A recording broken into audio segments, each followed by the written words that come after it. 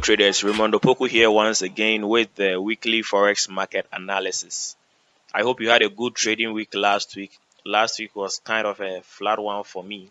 However, let us do a quick recap of how the market treated us last week before we come on to the pairs that we will be looking at for this week. So, as anticipated on the ADCHF last week, a break below the support of the rising channel came and a break below the price of interest came. But then the bears just weren't up to take the momentum further down. The EURUSD started the week on a very messy note, so it was a pair that was untouchable in my opinion. As we can see, the price action throughout the week stayed flat, moving almost nowhere, just in a messy range.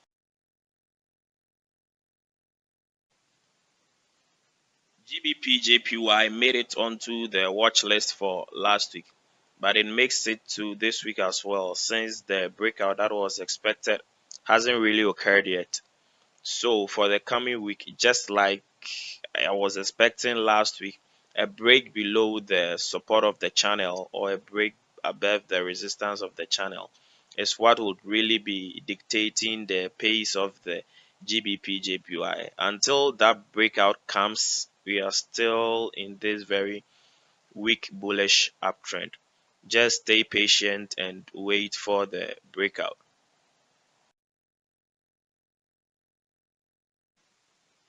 The GBP card is the second pair on the watch list to look out for this week, and there are two ways to analyze it. First, from the angle of this very uptrend line that extends from the beginning of September, and secondly, from the angle of this channel that extends from the previous week. So let us take it first from the uptrend line. So as long as the GBP card remains above the uptrend line, the bulls are somehow in control.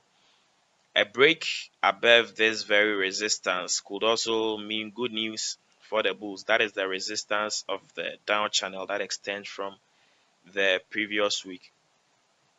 However, a break below the uptrend line would be good enough news for the bears, and also an additional break below the down channel's support would be good news for the bears as well. It will be enough confirmation.